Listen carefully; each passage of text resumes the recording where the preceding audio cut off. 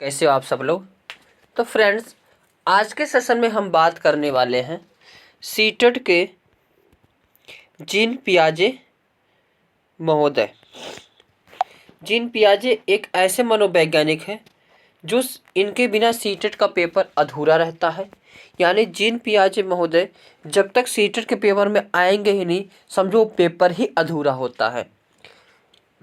यानी जीन पियाजे महोदय हर CTET exam में ज़रूर देखने को मिलते हैं।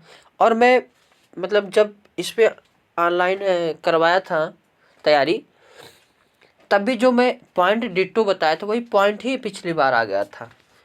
और हमने यूपीपी में भी तैयारी करवाया, उसमें भी तो 80 से 90 क्वेश्चन बिल्कुल मेरे मैराथन से ही आए थे। ये कोई मनगढ़ंत बात नहीं है, ये सारे रियलिटी हैं। तो बिल्कुल विश्वास होकर के हर पॉइंट को पढ़िए, ज़रूर क्वेश्चन में जो एग्ज़ाम में क्वेश्चन यहाँ से आएंगे। तो जीन पियाजे ये कौन सी थ्योरी दिए थे? तो संज्ञानात्मक विकास का सिद्धांत, कॉग्निटिव डेवलपमेंट थ्योरी। जीन पियाजे कॉग्निटिव डेवलपमेंट थ्योरी के प्रवर्तक, सिद्धांत के जनक हैं। अब इन्होंने ये सिद्धांत कैसे दिया, इन सभी के बारे में आगे देखते हैं।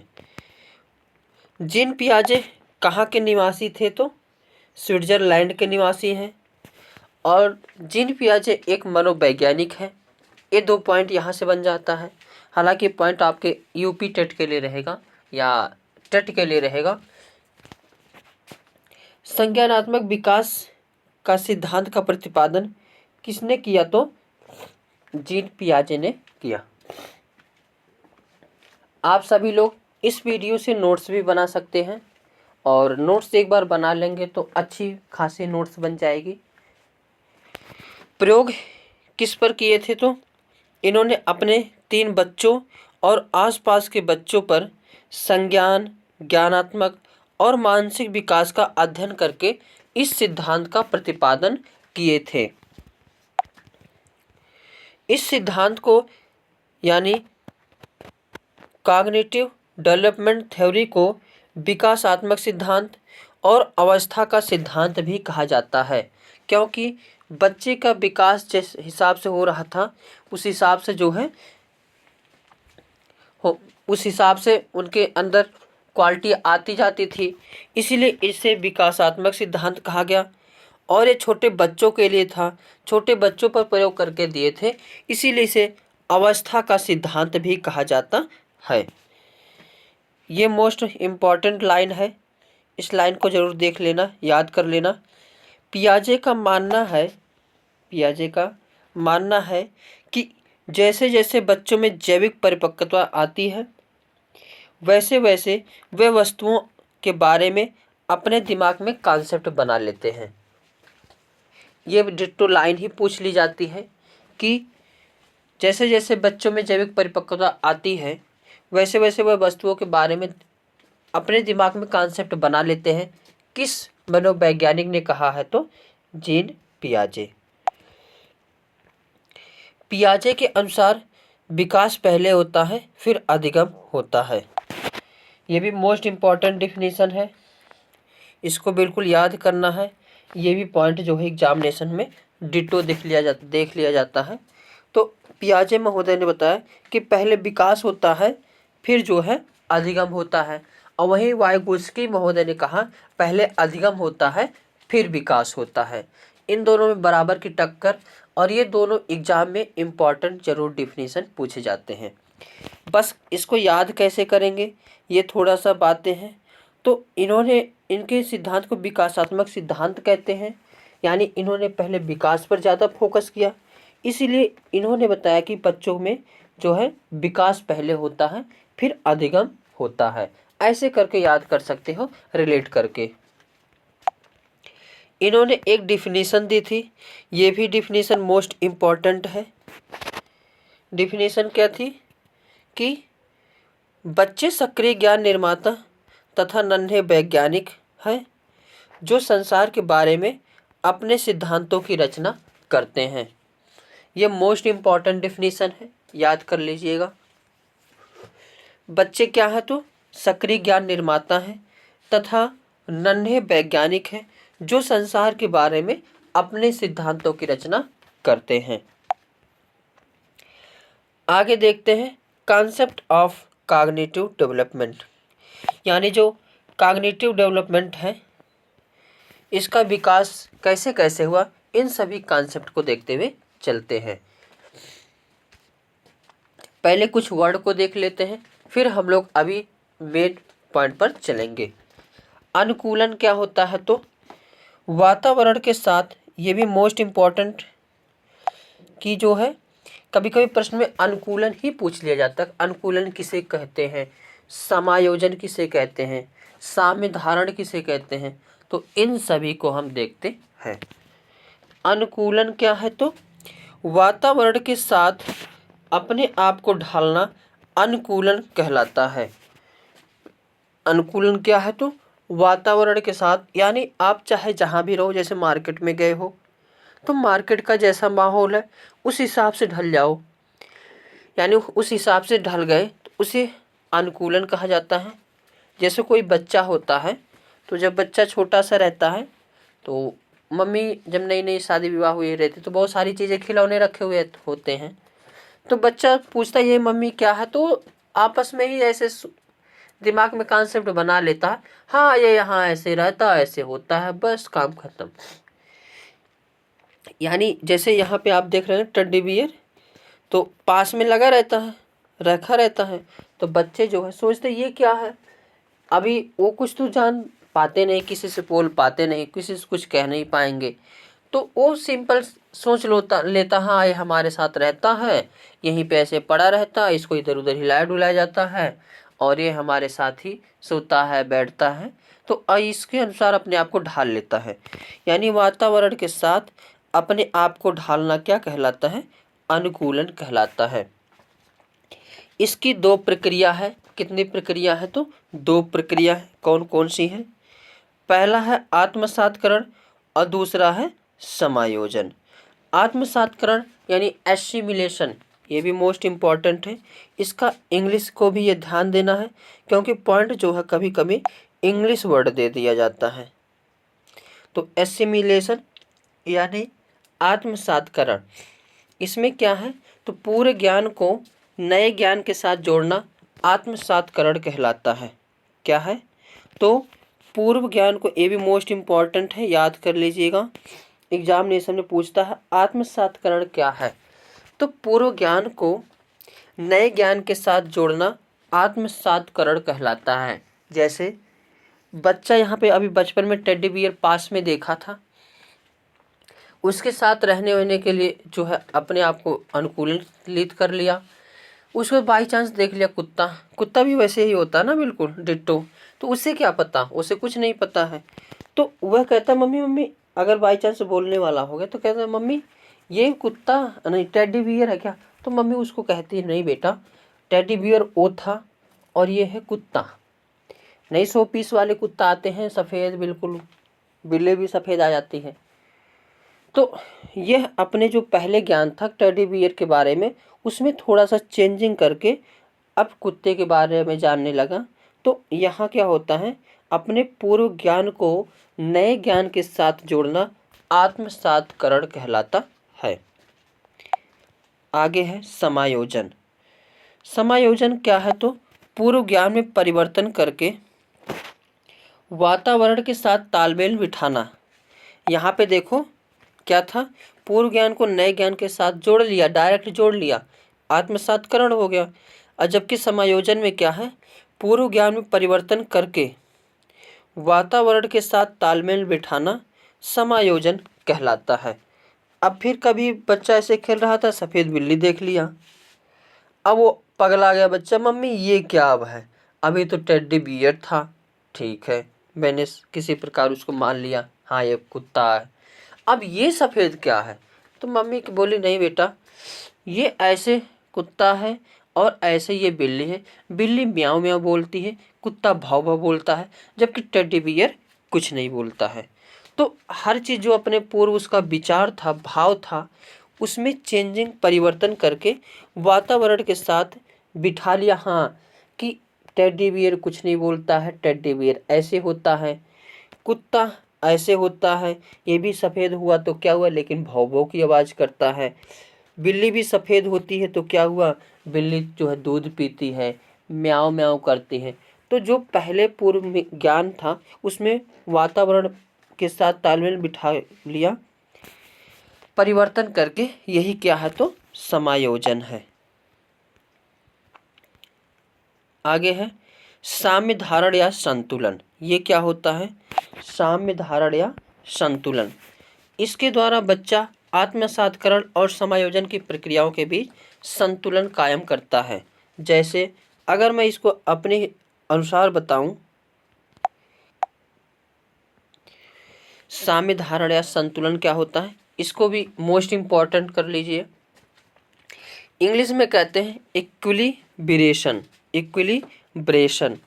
इसके द्वारा बच्चा आत्मसातकरण और समायोजन की प्रक्रियाओं के बीच संतुलन कायम करता है। अभी तो बच्चा शुरू में देखा जो है अनुकूलन, टेडी बियर के साथ रहना अनुकूल कर लिया, और फिर उसको करने उसको फिर उसके बाद आया साम्य धारण, और नहीं क्या आया, समायोजन आया और आत्मसातीकरण। पूर्व ज्ञान में परिवर्तन के साथ जोड़ा, आत्मसातकरण हो गया, और पूर्व ज्ञान में परिवर्तन करके वातावरण के साथ तालमेल बिठा लेना, समायोजन कहलाया। और साम्य धारण या संतुलन क्या है तो इसके द्वारा बच्चा जो ये प्रक्रिया हो रही है आत्मसातकरण और समायोजन की प्रक्रियाओं के बीच संतुलन कायम करता है। जैसे कभी कभी सवाल पढ़ाते हुए बच्चे कहते हैं अरे सर जी ये कैसे आया, इसको पहले दिखाओ। तो कभी कभी बच्चों को समझाने के डंडे का प्रयोग किया जाता है। ऐसा होता, कुछ बच्चे नहीं मानते हैं। अरे जैसे अब जोड़ सिखाना है तो जोड़ तो कितनी बार सिखाओगे। कभी कभी मैं जब बच्चों को पढ़ाता हूँ तो उन्हें डंडे का प्रयोग करना पड़ता है। क्यों? क्योंकि बतिया मानते ही नहीं हैं। वही बात मनाने के लिए आत्मसातकरण और समायोजन की प्रक्रियाओं के बीच संतुलन कायम करने के करता है, उसे साम्य धारण या संतुलन कहते हैं। तो बच्चों को मैं जब एक दो डंडे लग जाते तब इनका दिमाग क्लिक करता, हाँ सर जी मान जान गए। तो कभी कभी ऐसा भी होता है, तो वो मानेंगे है नहीं, वो अपने रटे रहेंगे। तो कभी कभी दिमाग में जो कॉन्सेप्ट बना रहता है व्यक्ति उसी अनुसार ही सोचता है और उसके अलावा सोचता ही नहीं है। इसीलिए टीचर को डंडे का भी प्रयोग करना चाहिए।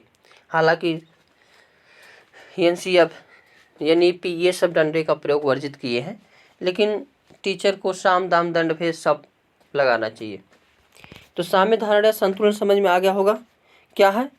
तो आत्मसातकरण और समायोजन की प्रक्रियाओं के बीच संतुलन कायम करना क्या कहलाता है, साम्य धारण या संतुलन कहलाता है।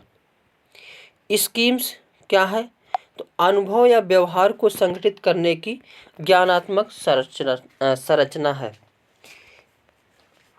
इसको सिंपल याद करना, जैसे कौवा या कोयल देखता है ना बच्चा, तो अगर जानकारी है तो अनुभव या व्यवहार है तो समझ जाएगा हाँ ये कौवा है, ये कोयल है। तो स्कीम्स को इंग्लिश में भी स्कीम्स कहते हैं। तो अनुभव या व्यवहार को संगठित करने की ज्ञानात्मक संरचना है। उसके बाद एक वर्ड आता है स्कीमा। इसका भी इंग्लिश स्कीमा और वैसे भी स्कीमा। मानव के दिमाग में जो चीज़ पहले से होती है वह उसका प्रयोग करके किसी विषय के प्रति एक धारणा बनाता है, तो इसे स्कीमा कहते हैं। जैसे बच्चा कौवा को देखा रहता है, अब बच्चा कौवा को देखा रहता है तो यही धारणा बनाया कि वो जो है काला चीज़ क्या होता है, कौवा होता है। जिसकी चोंच काले, जिसके पंख काले, जो पूरे काले वो कौवे होते हैं। अब वो बाई चांस देखते हुए जा रहा था बगीचे में, देख अरे पापा वो देखो कौवा। अब उसके पापा मारे एक चाटा और कहे बेटा वो कौवा नहीं है कोयल है। अब इसका मूड खराब हुआ, अब क्या करे। अब तक तो कुत्ता बिल्ली में फंसे थे, अब कौवे में भी यानी पक्षी में भी दिक्कत होने लगी। तो यहाँ से एक प्रश्न पूछा जाता है कि जो पतंग उड़ती है वह किसके अंतर्गत आएगी। तो यही बातें हैं स्कीमा कि जो है बच्चा कौवा को देखा रहता है तो पापा उसे समझाते, बेटा कौवा काला होता है, कोयल भी काली होती है, लेकिन कौवा जो है काँव काँव की आवाज़ करता है, जबकि कोयल मीठी आवाज़, सुरीली आवाज़ बोलती है। तो वह जो है जान जाता है कि हाँ कौवा जो है काला, कौवा भी काला, कोयल भी काली, लेकिन कौवा काँव काँव करता है और कोयल मीठी सुर में बोलती है। और प्रति एक धारणा बनाता है, इसे स्कीमा कहते हैं। तो जब ये धारणा बना लेता है, भले दोनों काले होते हैं, भले दोनों उड़ते हैं, लेकिन कौवा अलग होता है, कोयल अलग होती है, तो उसे ही क्या कहते हैं, स्कीमा कहते हैं। बातें पॉइंट समझ में आया होगा। एक बार और देख लेते हैं। स्कीमा क्या है, तो मानव के दिमाग में जो चीज़ पहले से होती है उनका प्रयोग करके किसी विषय के प्रति एक धारणा बनाता है, तो इसे स्कीमा कहते हैं। फिर कबूतर देखता तो जान जाता कोई और पक्षी है, ये कौवा नहीं है। कौवा के लिए केवल काला है, कोयल के लिए भी काला है। कौवा काँव काँव करता है और कोयल मीठी सुरीली आवाज़ में बोलती है, और ये कबूतर, इसका रंग अलग है। उसके बाद जीन पियाजे की पुस्तक भी पूछी जाती है। जीन पियाजे की पुस्तक का नाम क्या है, तो बाल विकास की भाषा। क्या है, बाल विकास की भाषा। अब आगे देखते हैं। पियाजे के अनुसार संज्ञानात्मक विकास की 4 अवस्थाएं हैं। पियाजे के अनुसार जो संज्ञानात्मक विकास होता है कितनी अवस्था में होता है, तो 4 अवस्था में होती है। कौन कौन सी है उसको देखते चलते हैं। पहली अवस्था है संवेदी पेशी अवस्था। संवेदी पेशी अवस्था क्या है, तो ये 0 से 2 वर्ष तक के बालकों में पाई जाती है। यानी बालक के अंदर जो संज्ञानात्मक विकास होता है कितनी अवस्थाओं में जीन पियाजे के अनुसार होता है, तो 4। पहली अवस्था 0 से 2 वर्ष तक के बालकों में संवेदी पेशी अवस्था होती है। इस अवस्था में बच्चा अपने ज्ञानेंद्रियों के माध्यम से सीखता है। 0 से 2 वर्ष तक का बालक कैसे सीखता है, तो अपनी ज्ञानेंद्रियों के माध्यम से, यानी संवेदी अंगों के माध्यम से।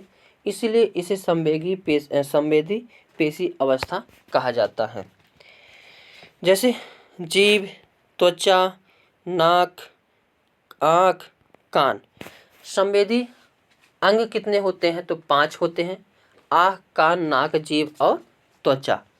यानी जो 0 से 2 वर्ष तक का बालक होता है वह आँख, कान, नाक, जीभ, त्वचा के माध्यम से ही सीखता है, मानसिक विकास होता है।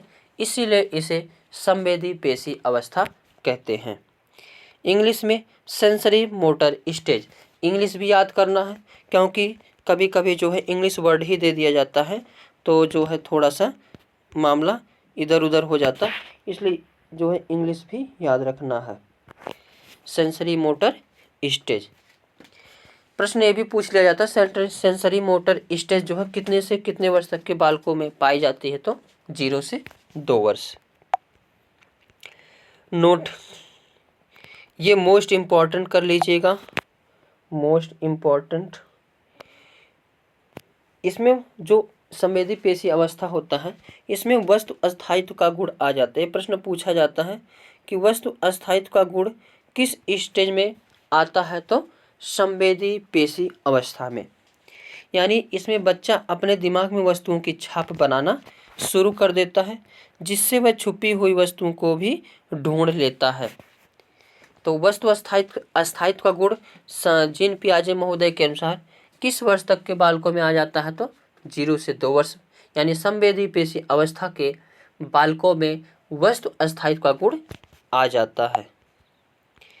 दूसरी अवस्था है पूर्व संक्रियात्मक अवस्था। कौन सी है, पूर्व संक्रियात्मक अवस्था, जिसको इंग्लिश में कहते हैं प्री ऑपरेशनल स्टेज। क्या कहते हैं, प्री ऑपरेशनल स्टेज। और यह किस वर्ष के बालकों में पाई जाती है, तो जो है 2 से 7 वर्ष। हालांकि इनकी बातों को खंडन किया गया है कि इन्होंने बताया कि जिस हिसाब से मैं बताया हूँ वैसे ही विकास होता है, जबकि ऐसा नहीं है। लेकिन अब इन्होंने जैसे बताया वैसे प्रश्न पूछा जाता है, इसलिए हम लोग वैसे ही पढ़ते हैं। तो पूर्व संक्रियात्मक अवस्था में बालक कितने वर्ष से कितने वर्ष तक होता है? तो 2 से 7 वर्ष। और यह क्रिया करने की पहली अवस्था होती है। इसमें बच्चा सामने आने वाले चीज़ों को देख पाएगा लेकिन कोई क्रिया नहीं कर पाएगा। तो प्रश्न पूछ लिया जाता है, किस स्टेज में बच्चा सामने वस्तुओं को देख पाएगा लेकिन कोई क्रिया नहीं कर पाता है? तो 2 से 7 वर्ष तक का बच्चा, जिसे हम पूर्व संक्रियात्मक अवस्था कहते हैं और इंग्लिश में प्री ऑपरेशनल स्टेज। अब जो इस अवस्था के बालक होते हैं, इसमें जीन पियाजे महोदय के अनुसार निम्न गुण पाए जाते हैं। पहला गुण क्या है? जीववाद। क्या है? जीववाद। इन सारे वर्ड से भी क्वेश्चन आते हैं, तो सभी वर्ड को भी याद करना है और उसके इंग्लिश को भी याद कर लेना, क्योंकि आजकल जो है इंग्लिश वर्जन दे दिया जाता है। तो जीववाद यानी एनिमिज्म।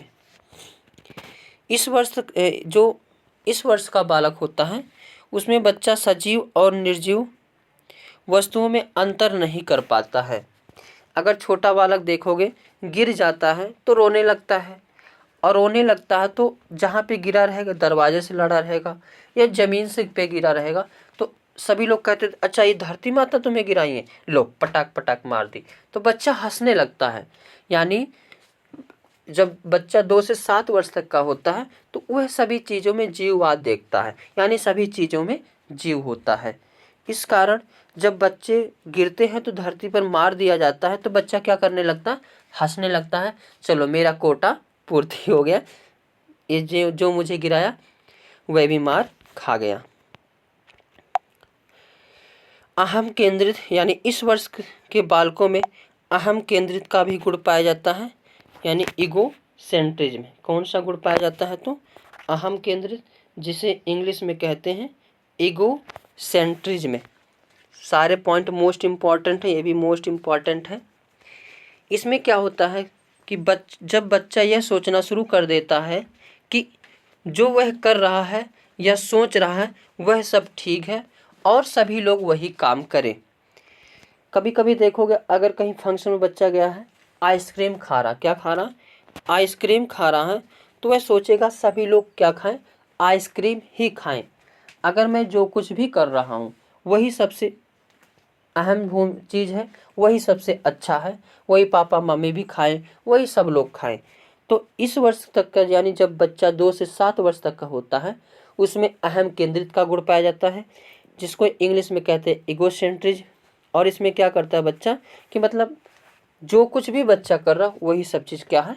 ठीक है। अहम केंद्रित समझ में आ गया होगा। आगे इस वर्ष तक में बच्चे में आप पलटावी का गुण नहीं आया रहता।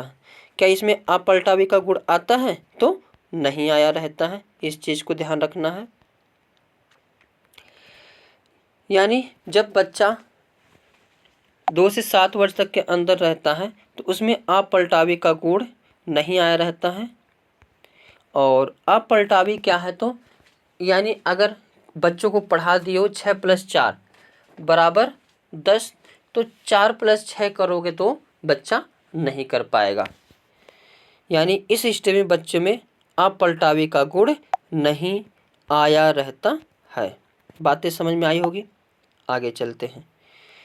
इस बच्चे में मुद्रा, संप्रत्यय, दूरी, भार, ऊंचाई, संरक्षण, क्रम, निर्धारण की योग्यता, कॉन्सेप्ट, इस सब की क्या होती है? तो कमी होती है। यानी बच्चा मुद्रा मतलब मुद्रा को नहीं पहचान पाएगा। अगर उसको सिक्का दिया जाएगा 1 रुपये की और 2000 की नोट दी जाएगी तो बच्चा 2 रुपये या 1 रुपये वाला सिक्का ही लेगा, 2000 की नोट नहीं लेगा, क्योंकि उसे पता नहीं होता है इस स्टेज में कि मुद्रा में कौन सी मुद्रा बड़ी है। संप्रत्यय यानी अपने कॉन्सेप्ट को वह जो है नहीं याद कर पाता, नहीं ध्यान दे पाता है। दूरी, दूरी क्या? तो अगर बच्चा घर से स्कूल गया है, लेके चले गए, तो स्कूल से घर इस स्टेज में बच्चा नहीं आ पाता अकेले, कोई ना किसी को लेने जाना पड़ेगा। दूरी को नहीं पहचान पाता। भार में भी नहीं जान पाता। जैसे अगर समान भार की या समान आयतन की 2 गिलास ले लो, एक बहुत लंबी सी हो जाए एक चौड़ी सी हो जाए, तो बच्चा इसमें क्या करेगा, सबसे लंबी वाली ही गिलास लेगा। ये जो है सबसे चौड़ी वाली गिलास, भले पानी दोनों में बराबर आए लेकिन पानी लंबी वाली गिलास का ही लेगा। ऊंचाई में संरक्षण यानी ऊंचाई में भी यह कॉन्सेप्ट नहीं बना पाता है। क्रम निर्धारण की योग्यता, क्रम का भी निर्धारण नहीं कर पाता है। और इन सब की कमी जो है किसमें, ये भी मोस्ट इम्पॉर्टेंट कर लीजिएगा, इन सब की कमी किसमें होता है, तो पूर्व संक्रियात्मक अवस्था, जब बच्चा 2 से 7 वर्ष तक का होता है। और इस स्टेज में बच्चे के पास केंद्रीकरण का गुण यानी सेंट्रेज में बहुत अच्छा पाया जाता है। केंद्रीकरण का गुण किस में पाया जाता है, तो पूर्व संक्रियात्मक अवस्था में बच्चों के अंदर केंद्रीकरण का गुण पाया जाता है।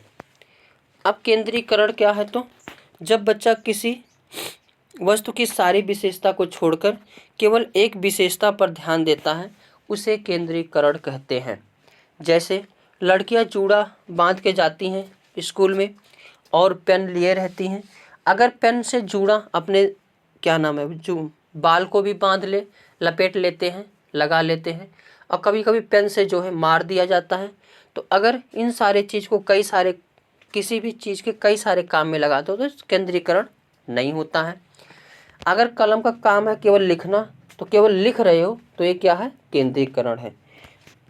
अब इसमें क्या होता है, तो बच्चे को अगर मोबाइल दे दिया जाए वो केवल गेम खेलेगा, इसमें बहुत सारी विशेषता होती हैं, हर चीज़ होता है, सारी चीज़ों को छोड़ करके क्या करेगा, ओनली गेम खेलेगा। क्या करेगा, गेम खेलेगा, यानी सारी विशेषता को छोड़कर किसी एक विशेषता पर ध्यान देना क्या कहलाता है, तो केंद्रीकरण कहलाता है।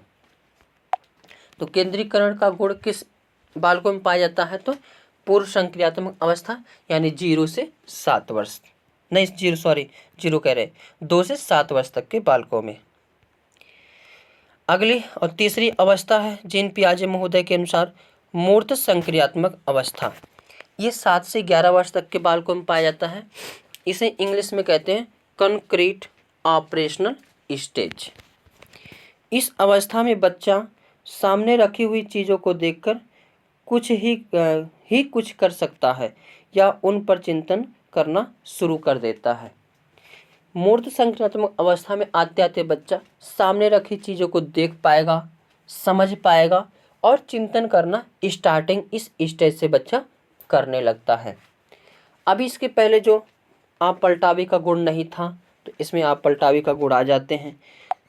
उसके पहले जीववाद का गुण था, तो इसमें जीववाद का गुण गायब हो जाते हैं। मुद्रा को नहीं पहचान पाता था, इस स्टेज में अगर मुद्रा को 2000 के नोट और 2 के सिक्के दोगे तो 2000 के नोट ही लेगा।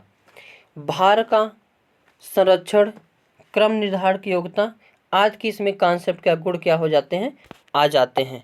तो प्रश्न पूछा जाता है आप पलटावी का गुण किस अवस्था में आ जाता है, तो मूर्त संक्रियात्मक अवस्था। भार, मुद्रा संरक्षण, क्रम निर्धारण की योग्यता, इन सब की कॉन्सेप्ट किस स्टेज के बालकों में आ जाता है, तो मूर्त संक्रियात्मक अवस्था, जो 7 से 11 वर्ष तक के बालकों में पाई जाती है। आगे है, और इस स्टेज में एक और बातें होती हैं, आगमनात्मक तर्कड़ा का भी विकास हो जाता है। यह भी इसी अवस्था में आता है, यानी जब बच्चा उदाहरण के ऊपर आधारित होकर तर्क करने लगता है, तो उसे यानी प्रश्न पूछा जाता है इम्पोर्टेंट कि आगमनात्मक तर्कड़ा का विकास यानी आगमनात्मक तर्कड़ा किस स्टेज के बालकों में आ जाता है, तो मूर्त संक्रियात्मक अवस्था यानी तीसरी अवस्था 7 से 11 वर्ष तक के बालकों में। इसमें बच्चा जो भी चीज़ रहता है उसके बारे में सोचने लगता है, जैसे पेड़ जरूरी है या नहीं इसके बारे में सोचने लगता है। तो आगमनात्मक तर्कड़ा का विकास किस स्टेज की अवस्था में होता है, तो तीसरी मूर्त संक्रियात्मक अवस्था में। अगला है औपचारिक संक्रियात्मक अवस्था, जो 11 से 15 वर्ष तक के बालकों के अंदर पाई जाती है। इसे इंग्लिश में कहते हैं formal operational stage. Most important इसको करिएगा, और इसका इंग्लिश भी मोस्ट इम्पॉर्टेंट है, फॉर्मल ऑपरेशनल स्टेज। यह संज्ञान की सर्वोच्च अवस्था होती है। अगर पूछेगा संज्ञान की सर्वोच्च अवस्था कौन सी स्टेज है, तो औपचारिक संक्रियात्मक अवस्था।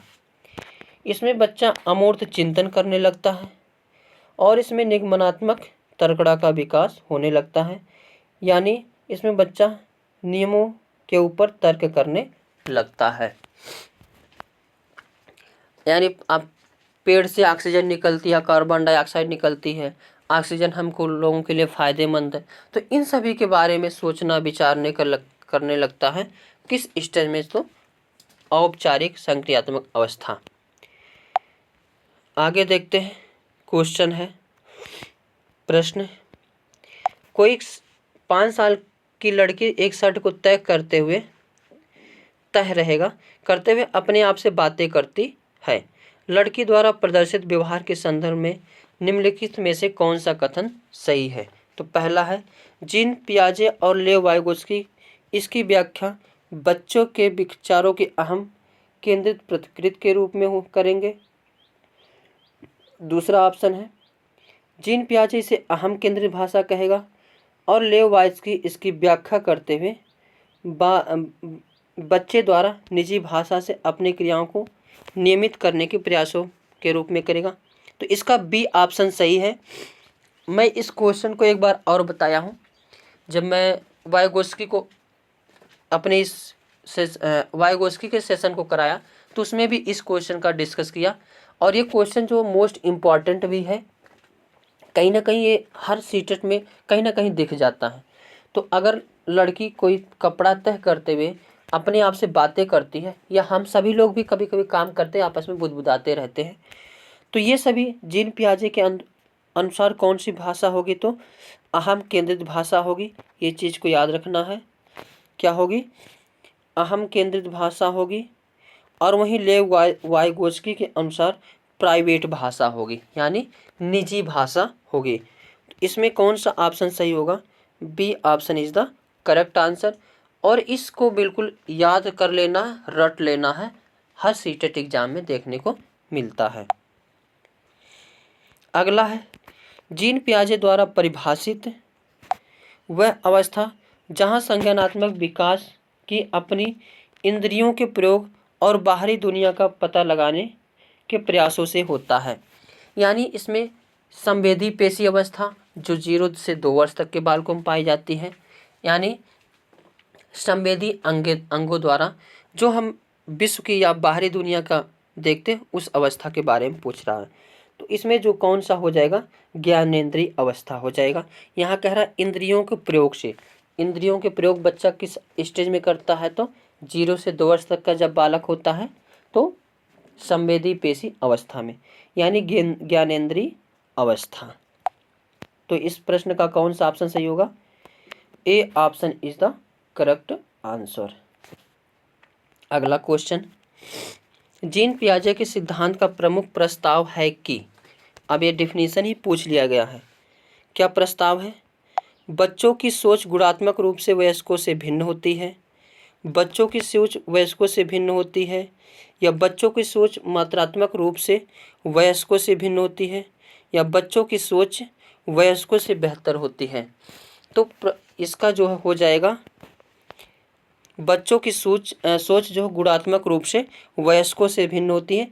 ये प्रश्न भी मोस्ट इम्पॉर्टेंट है, जो अब की बार सीटेट का क्वेश्चन हुआ था, यही प्रश्न ही पूछ लिया था। हालांकि मैं तब भी ये प्रश्न करवाया था। तो बच्चों की जो सोच होती है वयस्कों से गुणात्मक रूप में भिन्न होती है, जबकि मात्रात्मक रूप से बराबर होती है। इसको मोस्ट इम्पॉर्टेंट क्वेश्चन करिएगा। तो इस प्रश्न का ऑप्शन कौन सा सही है? सी वाला, कि बच्चों की सोच गुणात्मक रूप से वयस्कों से क्या होती है? भिन्न होती है। अगला क्वेश्चन है, पियाजे के अनुसार संज्ञानात्मक विकास की तृतीय अवस्था क्या है? तो पहली तो 0 से 2 वर्ष क्या है? संवेदी पेशी है। और दूसरी 2 से 7 वर्ष क्या है? तो पूर्व संक्रियात्मक अवस्था है। और तीसरी 7 से 11 वर्ष क्या है? तो जो मूर्त संक्रियात्मक अवस्था है। तो तृतीय पूछा है तो मूर्त संक्रियात्मक अवस्था हो जाएगा। अगर पूर्व कहेगा तो 7 से 11 जो है 2 से 7 हो जाएगा, और संवेदनात्मक हो जाएगा 0 से 2 वर्ष हो जाएगा। तो इसका तो अभी ऊपर हमने देखा। तो इसका तृतीय अवस्था क्या हो जाएगा, तो मूर्त संक्रियात्मक अवस्था, जो 7 से 11 वर्ष तक के बालकों में पाई जाती है। तो इसका जो है third option is the correct answer. अगला क्वेश्चन है, जीन पियाजे की संज्ञानात्मक विकास की अवस्थाओं के अनुसार जिसे पूर्व प्रत्यात्मक काल के रूप में जाना जाता है, निम्न में से किससे संबंध है। तो पूर्व प्रत्यात्मक काल यानी इंद्रिय तो होगा नहीं, मूर्त होगा नहीं, तो औपचारिक होगा नहीं। तो इसमें जो है पूर्व संक्रियात्मक अवस्था यानी दूसरी स्टेज 2 से 7 वर्ष तक का जब बालक होता है, तो इसमें C option is the correct answer हो जाएगा। तो आज के सेशन में बस इतना ही। हमने जीन पियाजे के कॉन्सेप्ट को भी देखा, प्लस P/Q को भी देखा और इम्पॉर्टेंट प्रश्नों को भी देखा। तो आज का सेशन कैसा लगा? अच्छा लगा हो तो लाइक शेयर कमेंट करना ना भूलें, और किस टॉपिक पर वीडियो बनाना है आप सभी लोग ये भी बता सकते हैं। और एक बात, आप सभी को सीटेट की जो बुक है इस नंबर पर आप सभी को मिल जाएगी। हालांकि अभी बनाई जा रही है, लेकिन दिसंबर से पहले जब ये पेपर होने होगा उससे पहले जो है हम इसको बना देंगे, और सभी लोग उससे पढ़ करके भी एग्ज़ाम को पास कर सकते हैं। आज के सेशन में बस इतना ही। Thank you for watching.